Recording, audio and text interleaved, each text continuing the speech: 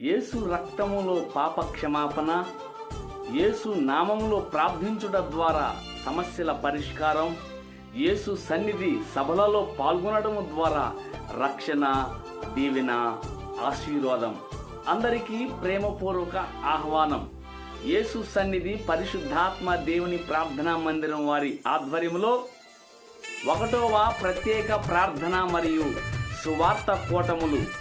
తేదీలు 2021 సంవత్సరం ఏప్రిల్ నెల 20, 21, 22 తారీఖులలో అనగా మంగళ, బుధ, గురువారములలో ప్రతిరోజు ఉదయం 10:30 గంటలకు ప్రత్యేక ప్రార్థనా కూటము, ప్రతిరోజు సాయంత్రం 7 గంటలకు సువార్త కూటము జరుగును.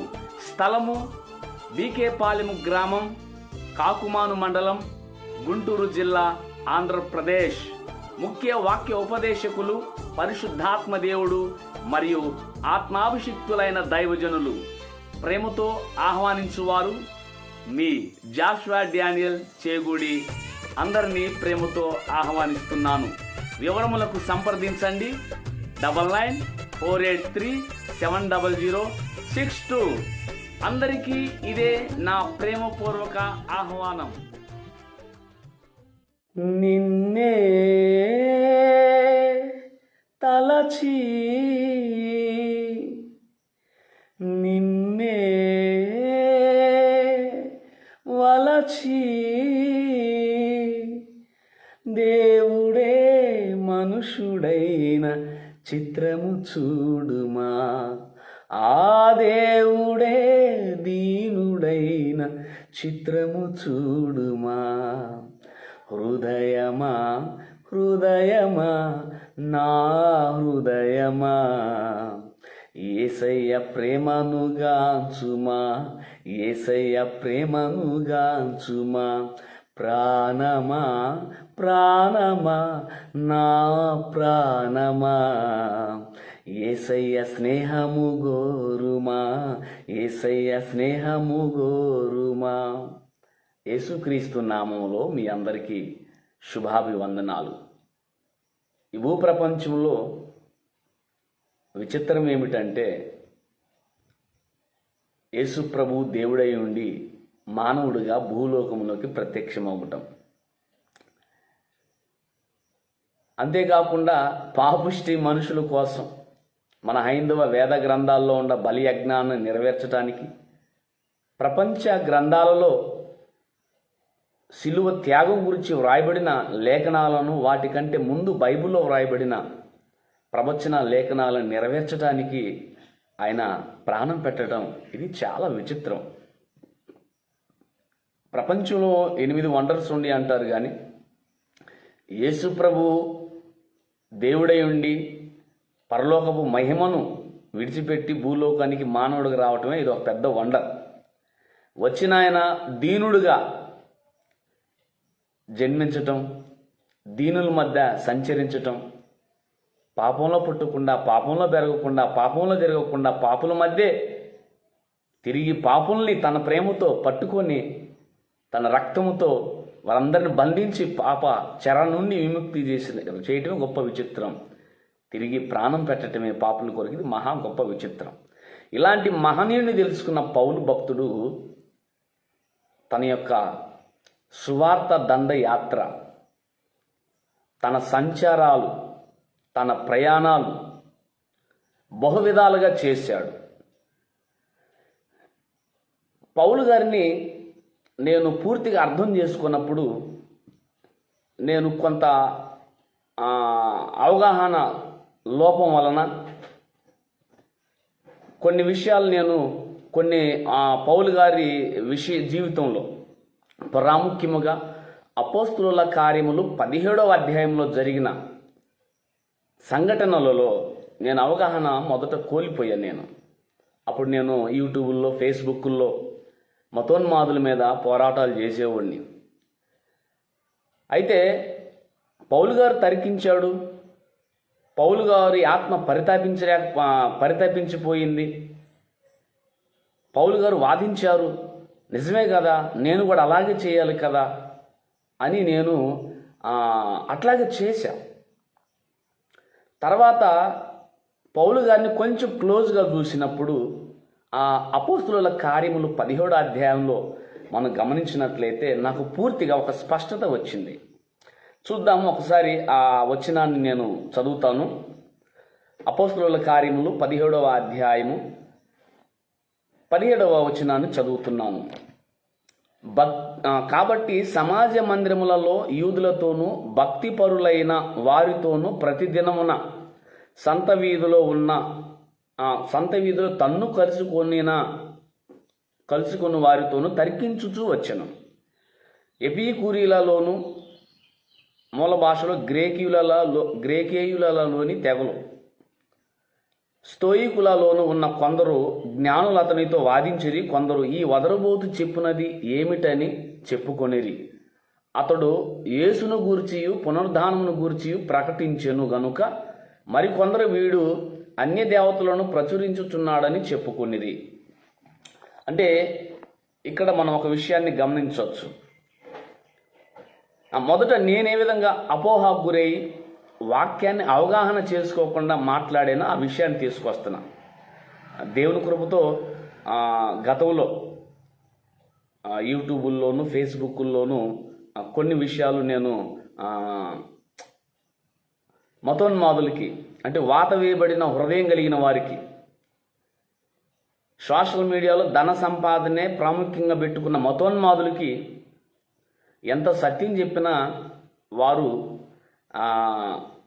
వినేవారు కాదు, ఇంకా దోషణకి వెళ్తా వచ్చి ఉండేవాళ్ళు. అది వాళ్ళు నేర్పించిన గ్రంథాలు. క్రైస్తవులు, నిజ క్రైస్తవులు ఎవరు మనం అలా చేయమనుకో. ఈ వాక్యాన్ని చెప్పే ముందు నాకు ఒక వాక్యం గుర్తొచ్చింది నేను చదువుతున్నప్పుడు. అదే తీతుకు రాసిన మొదటి పత్రిక 3వ అధ్యాయం 10వ వచనంలో, మతభేదమును కలిగించువానికి 1-2 సార్లు బుద్ధి చెప్పిన తర్వాత ఆ మనిషిని విసర్జించుము అని వ్రాయబడి ఉంది. ఇది నన్ను చాలా ఆకట్టుకుంది. అంటే ప్రపంచంలోనైనా కానీ భారతదేశంలోనైనా కానీ మతాల మధ్య విద్వేషాలు సృష్టించి రెచ్చగొట్టేవారు ఎవరైనా ఉంటే వారు వేసే ప్రశ్నలకు మనం ప్రశ్నిస్తూ వారిని మనం జవాబులు చెబుతూ మనం ప్రశ్నించే విధానంలో 1-2 సార్లు బుద్ధి చెప్పాలి. ఈ 1-2 సార్లు వాడు నిజంగా సత్యాసక్తుడైతే, సత్యాన్వేషకుడైతే, వాడు సత్యం కొరకే అలాగూ మతభేదాలు విభేదాలు కలిగించేవిన వాడు అయితే ఈ 1-2 సార్లులోనే, లేదా 2-3 సార్లులోనే, బైబిల్ అయితే 1-2 సార్లు అంది కాబట్టి 1-2 సార్లులోనే వారు వేసే ప్రశ్నలకు మనం జవాబిచ్చినప్పుడు, నేను జవాబిచ్చినప్పుడు, లేదా వారిని నేను ప్రశ్నించినప్పుడు ఈ రెండు సార్లకి వాడు కనెక్ట్ అయిపోతాడు. అది నిజమే కదా, ఇతడు ఈ జాషువా డానియేలు నా ప్రశ్నకు జవాబు చెప్పాడు, నన్ను కూడా ప్రశ్నించాడు, నా దగ్గర జవాబు లేదు అంటే ఇది నిజం కదా అని 1-2 సార్లు వాడికి బుద్ధి వచ్చింది. యేసు ప్రభుని దేవుడిగా తెలుసుకుంటాడు. ఇక బుద్ధి రానోడు అచ్చంగా బ్రతుకుదేరు అదే కాబట్టి వెళ్తూ ఉంటాడు. ఈ వాక్యం నన్ను ఎంతో ప్రభావితం చేసింది. అంటే నా జీవితకాలం అంతా కూడా ఈ మతోన్మాదులతో వారు పెట్టే వీడియోకి నేను కౌంటర్ ఇచ్చుకుంటూ వెళ్తూ, నేను ఆన్సర్ చేస్తూ వెళ్తే వాళ్ళు కదలకపోగా ఇంకా దోషణకు దిగుతున్నారు. ఇది కాదు, ఇక రాజ్యాంగ పరంగా వెళ్ళాలి, చట్టపరంగా వెళ్ళాలని ఆ విధంగా దేవుని కృపతో అడుగులు వేశాం. కొంతమంది మతోన్మాదులు జైలుకి వెళ్ళారు. ఎక్కడైతే ఆటంకాలు సృష్టించారో అక్కడే దేవుని మందిరాలు ప్రతిష్ఠింపబడ్డాయి, దైవజనులు రేపబడ్డారు, చర్చిలో ఇప్పుడు అన్ని జనులు విస్తారంగా వచ్చారు. ఇది దేవునికి ఏం మహిమ కలుగునుగా. అయితే ఇప్పుడు పౌలు భక్తుడు మొదటగా ఆయన ఎథెన్స్ వారి కొరకు కనిపెట్టి ఉన్నాడు.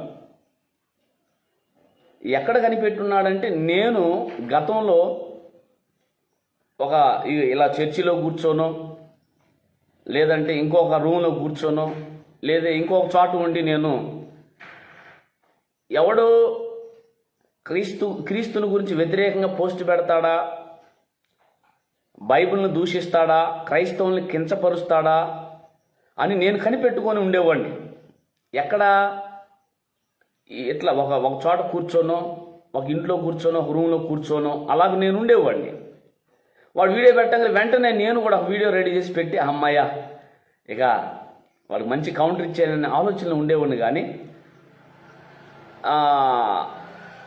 అదే ఇక పౌలు గారు పరిచర్య నేను అనుకున్నా. వాస్తవానికి పౌలు గారు ఎక్కడ తర్కించాడు, ఎక్కడ వాదించాడు, ఎక్కడ ఎదుర్కొన్నాడు అనే విషయాన్ని ఇక్కడ గమనిస్తే, పౌలు భక్తుడు నాకులాగా ఒక ఇంట్లో కూర్చోనో ఒక రూమ్లో కూర్చోనో ఒక గదిలో కూర్చోనో వాళ్ళతో తరికించలా. సహోదరులారా, మీరు తెలియక దేనిని పూజిస్తున్నారో దానినే మేము ప్రకటిస్తున్నామని పౌలు భక్తుడు ఎక్కడో కూర్చొని చెప్పలేదు. కానీ మొదట ఆయన వీధి సువార్త చేస్తున్నాడు. ఆయనలో ఆత్మల పట్ల భారం ఉంది, తర్కించే తత్వం ఉంది. ఈ లోక జ్ఞానాలని సిగ్గుపరిచేంతగా దేవుని కృప కూడా అతనికి ఉంది. ఈ పౌలు భక్తుడు సంచారం చేస్తున్నాడు. ఆ తెలియబడని దేవతను పూజించే వారిలో కొంతమంది భక్తిపరులైన యూదులు ఉన్నారు, కొంతమంది కొంతమంది ఉన్నారు.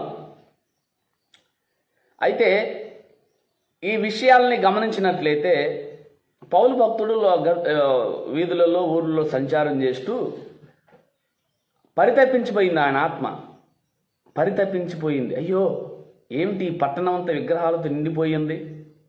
చూశాడు, అక్కడ సందు దొరకలా. ఒక చోటుకి వెళ్ళలేకే తెలియబడని దేవత అని వ్రాయబడి ఉంది.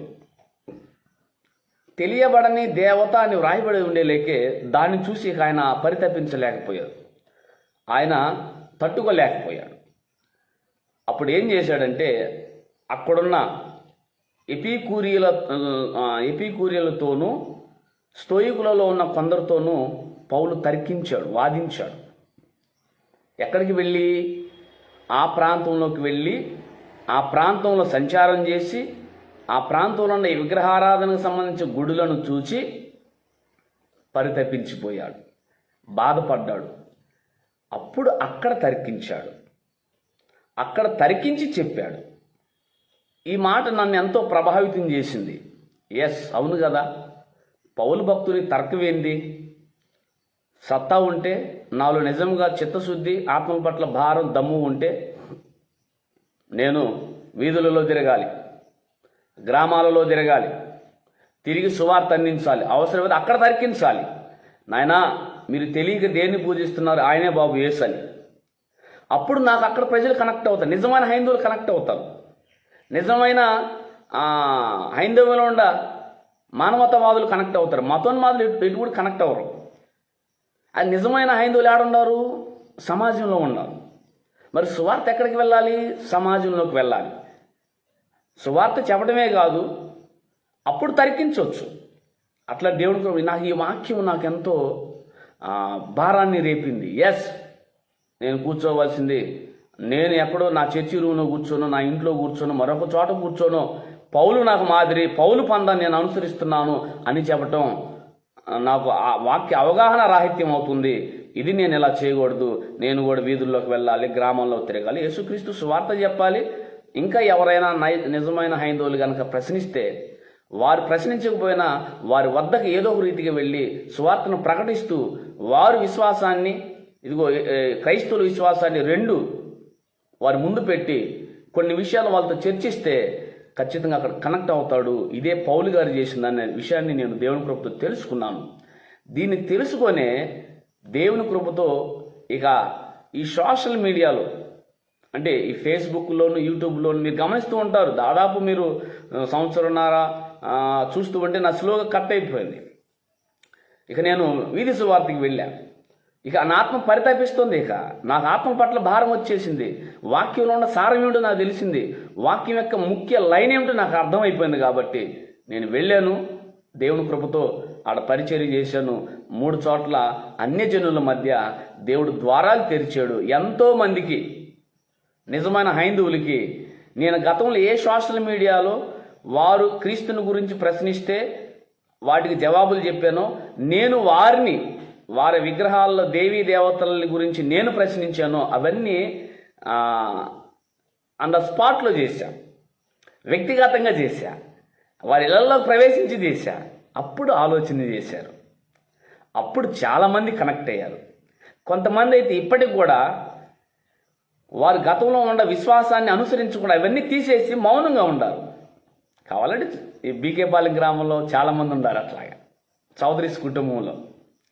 వారు చిన్నగా ఇంకా చర్చికి రాలేదు, కానీ వారు ఏదైతే విశ్వాసాన్ని అనుకున్నారో, నిజం అనుకున్నారో వాటిని ఇప్పుడు లేరు. వాళ్ళు అవన్నీ తీసేశారు. అవన్నీ ఒక పక్కన తీసి ఇంకేం లేకుండా ఇంట్లో యేసు ప్రభు క్యాలెండర్ మాత్రం పెట్టుకున్నారు. అట్లా కొన్ని కుటుంబాలని దేవుడు కృప చూపించాడు. అంటే ఇప్పుడు పౌలు గారి పంద ఏమిటి? వీధుల్లో తిరగటం, గ్రామాల్లో తిరగటం, ఎక్కడ గుంపు ఉంటే అక్కడికి వెళ్ళటం, అక్కడ తరికించటం, అక్కడ వాదించటం, అక్కడ బుద్ధి చెప్పటం, అవసరమైతే దెబ్బలు తినటం, అవసరమైతే అవమానపరచబడటం, హింసింపబడటం, ఇంకా ప్రాణాలకు కోల్పోయేంత ప్రమాదాలకు వెళ్ళటం, ఇది పౌలు గారి పంద అని నాకు సుస్పష్టంగా అర్థమైంది. ఇక నాకు అర్థమయ్యే పౌలు గారి పందా గురించి నేను ఎప్పుడు కూడా నేను చర్చిలో కూర్చొని లేదా నా ఇంట్లో కూర్చొని నా రూమ్లో కూర్చొని నేను ఈ పౌలు గారి పందాలో నేను వాడిని తర్కిస్తున్నాను అనకూడదు. నేను నిజంగా పౌలు గారు నాకు అర్థమైతే, పౌలు గారి ద్వారా దేవుని ఆత్మ పరితాపం నాకు అర్థమైతే ఇక నేను వీటిలో కాదు, లైవ్లోకి వెళ్ళిపోవాలి, లైన్లోకి వెళ్ళిపోవాలి, లోతులోకి వెళ్ళిపోవాలన్నాను. దేవుడు చాలామందిని, ఆఖరికి పూజారులు కూడా నేను సువార్త అందించా. మౌనంగా విన్నారు వాళ్ళు. ఆ పెదనందిపాడు నాగులపాడు గ్రామంలో అక్కడ ఒక ప్రముఖమైన టెంపుల్ ఉంది. ఆయన పూజారి దగ్గరికి వెళ్ళా, నేను ఆయనతో తరికించా. ఓకే, ఎస్ సార్, మీరు చెప్పేది కరెక్ట్ అన్నాడు. పేరు చెప్తే బాగుండదని చెప్తలేదు. ఇంకెంతోమంది నిజమైన హైందువులు కనెక్ట్ అయ్యారు. కాబట్టి మీరందరూ కూడా ఎవరైతే లైవ్ చూస్తున్నారో, ఇలా ఇంకా ఎవరైతే వీడియోని చూడబోతున్నారో వారందరూ కూడా ఏం చేయాలంటే, దయతో మీ అందరికీ చేతులు జోడించి చెప్తున్నాను, మనం తరికిద్దాం, మనం వాదిద్దాం. అవసరమైతే వారు వేసే ప్రశ్నలకి జవాబిద్దాం. మనం కూడా ప్రశ్నిద్దాం. ఎక్కడో తెలుసా? గ్రౌండ్ స్థాయిలో, వీధుల్లోకి, గ్రామాల్లోకి, వారు హైందవ సమాజం ఉన్న సమాజంలోకి, హైందవ సమాజం గృహాల వద్దకు, హైందవ సమాజం వ్యక్తుల వద్దకు వెళ్దాం. అప్పుడు పరితపించిపోతుంది. అంతేకాదు, పౌలు గారు నాకు మాదిరి అంటానికి, పౌలు గారి పందాలో నేను వెళ్తున్నాను అంటానికి నాకు ముందు అర్హత ఉందో లేదో మొదలు చూసుకున్నా. ఎందుకంటే నాకు అప్పుడు సంఘాలు లేవుగా, చర్చి లేదుగా నాకు. పౌలు గారు ఏమైనా చర్చి లేక సంఘాలు కట్టకుండా ఉన్నాడా? ఆత్మలను రక్షించకుండా ఏమైనా ఉన్నాడా? శిష్యులను తయారు చేయకుండా ఏమైనా ఉన్నాడా? సువార్తను ప్రకటించకుండా ఏమైనా ఉన్నాడా? అంటే సువార్తను ప్రకటించాడు, సంఘాల్ని కట్టాడు, శిష్యులను తయారు చేశాడు, సంఘస్థాపన చేసి తన శిష్యులకు అప్పచెప్పి ఇక ఆయన విస్తారంగా సంచారం చేశాడు. ఆయన సంచారం చేసిన, ప్రయాణాలు చేసిన, రాకపోకలు జరిగించిన, సువార్త కొరకు చేసిన పని అంతటిని మన బైబిల్ గ్రంథంలో మ్యాప్లో కూడా వ్రాయబడి ఉంటుంది. మనందరికీ తెలుసు అది. ఆ మ్యాప్లో ఆయన ఎన్ని ప్రాంతాలు తిరిగారు. ఇది పౌలు గారు, ఇది పౌలు గారి పందా అని నాకు సుస్పష్టంగా దేవుడు, పరిశుద్ధాత్మ దేవుడు నా మనోనేత్రాలు వెలిగించాడు, నాకు తెలియజేశాడు. దీని విధంగానే ముందుకు సాగాలనుకున్నాను. దేవుని కృపతో ముందుకు వెళ్తున్నాను. కొంత పని జరిగింది, ఇంకొనో జరుగుతుంది భవిష్యత్తులో.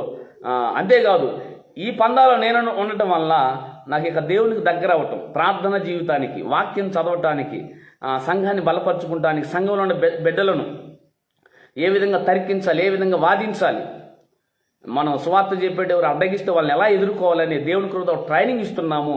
ఖచ్చితంగా అదే జరుగుతుంది. ఇప్పుడు ఎక్కడికి వెళ్ళినా కానీ దేవుడు నాకు అనుగ్రహించిన ఆత్మీయ బిడ్డలు కూడా, సంఘ బిడ్డలు కూడా ఆ పందాలోనే వ్యవహరిస్తున్నారు, ధైర్యంగా సువార్త చెబుతున్నారు.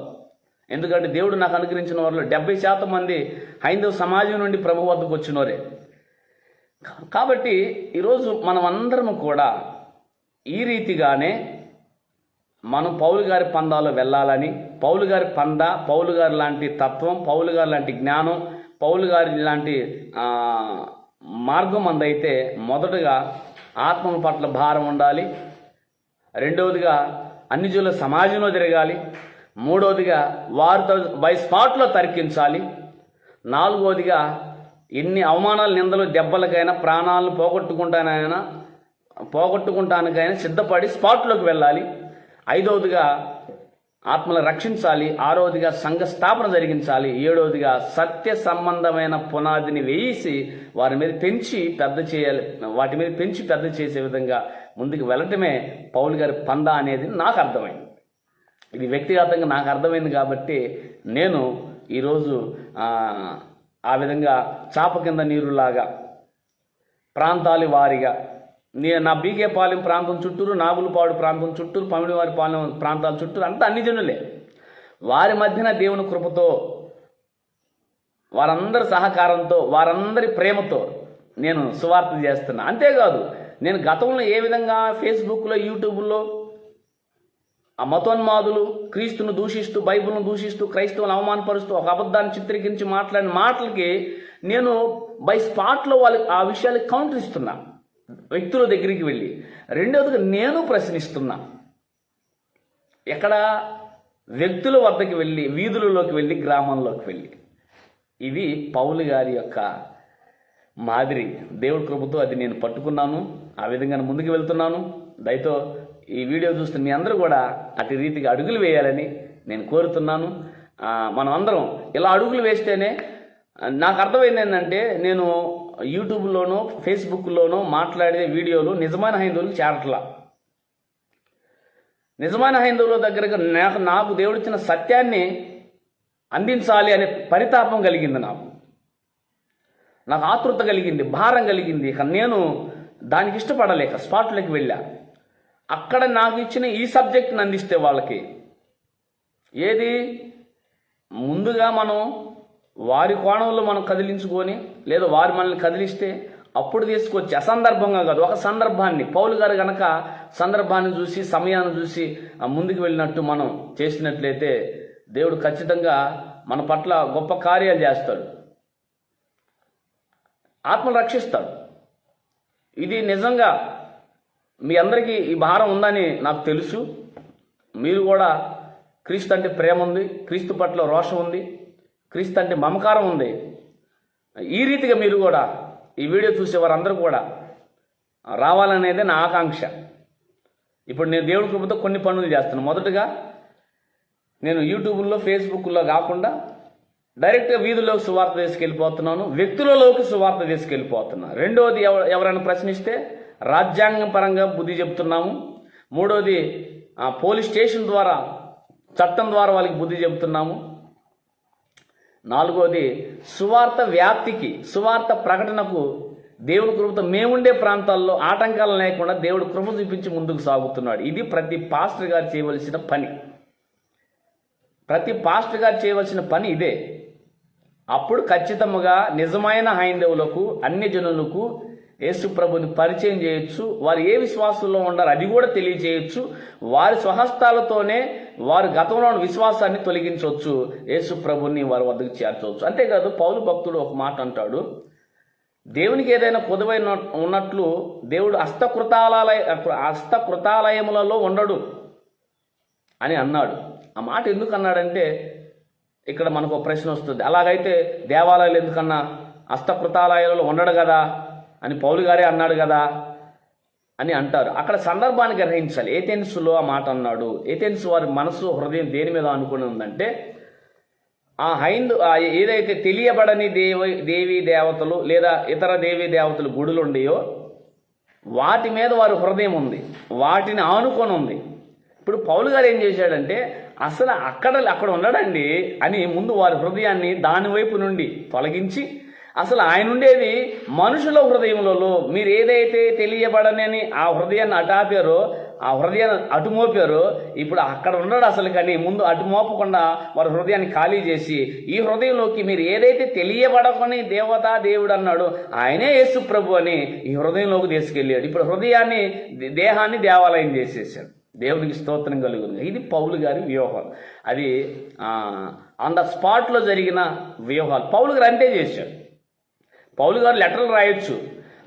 తిమోతికి రాశాడు, పత్రికలు రాశాడు, కొరింథీకు రాశాడు, గలతీలకు రాశాడు, రోమిలకు రాశాడు, ఎఫెసీలకు రాశాడు, ఫిలిప్పీలకు రాశాడు, కొలస్సీలకు రాశాడు, అలాగే మొదటి దశలోనికులకు, రెండవ దశలోనికులకు, మొదటి తిమోతి, రెండో తిమోతి, తీతుకు, ఇన్ని పత్రికలు క్రైస్తవులకు రాశాడు, క్రైస్తవ సంఘానికి రాశాడు. కానీ అన్ని జనులకు మాత్రం ఆయన ఎక్కడో కూర్చొని ఉత్తరాలు రాయలేదు, కానీ స్పాట్కి వెళ్ళిపోయాడు.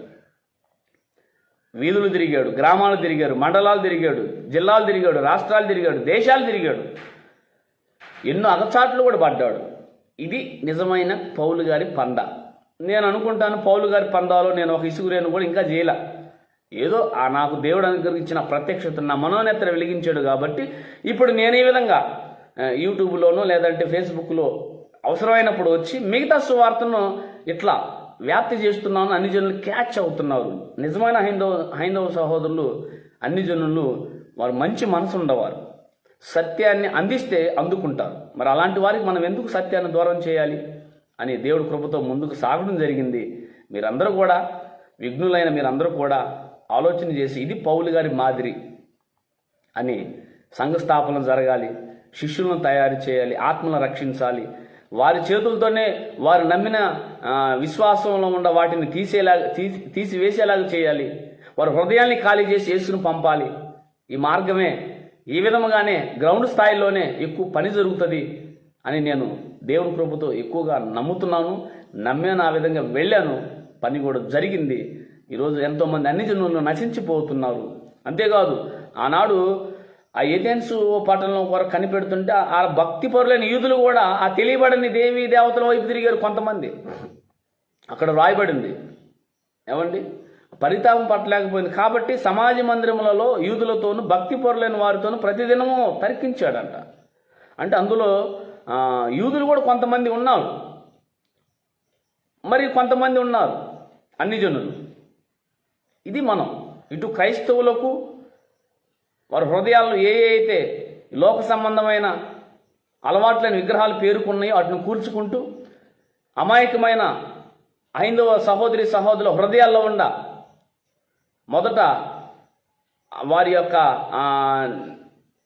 ఏవైతే వాళ్ళు నమ్ముతున్నారో ఇదిగో అవి ఎలా ఉండి అని స్పాట్లో ఒక ప్రేమ వాతావరణం సృష్టించుకొని అప్పుడు చెప్పి హృదయాలు ఖాళీ చేసి యేసును పంపితే చాలా పని జరుగుతుందని నేను విశ్వసించాను. మీరందరూ కూడా ఒకసారి ఆలోచన చేయాలని కోరుతూ ఈ విధంగా పౌలు పంద అని ముందుకు వెళ్ళాలని విఘ్నులైన మీ అందరినీ కోరుతున్నాను. మనం పౌలు గారి గురించి మాట్లాడేటప్పుడు మనం పౌలు గారు చేసిన క్రియలు కూడా మనం చేయాలి. పౌలు గారు అనుసరించిన పద్ధతుల్లో మనం ముందుకు వెళ్ళాలి. పౌలు గారు కట్టిన సంఘాలను కూడా మనం కట్టాలి. పౌలు గారు పడిన ప్రయాసలు కొంతైనా మనం పడాలి. పౌలు గారు వలె వ్యక్తిగత సువార్త, వీధి సువార్త, గ్రామ సువార్త చేయాలి. పౌలు గారు వలె అప్పుడు స్పాట్లో తరికించాలి, అవసరమైతే ప్రాణాలు కూడా అక్కడ తెగించాలి. అలాంటప్పుడు రాజ్యాంగం ఉపయోగపెట్టుకోవచ్చు, చట్టాలను ఉపయోగపెట్టుకోవచ్చు. అలాగే యేసు ప్రభు అంతకు మించి మనకు తోడుగా ఉండి మనకు విజయాలు అనుగ్రహిస్తాడు. కాబట్టి ఇటు రీతిగా ముందుకు వెళ్ళాలని నేను ప్రేమతో ఈ వీడియో చూస్తున్న మీ అందరికీ 2 చేతులు జోడించి విజ్ఞప్తి చేస్తూ ఈ నా మాటలు ముగిస్తున్నాను. దేవుడు మిమ్మల్ని అందరినీ దీవించునుగాక. ఆమేన్.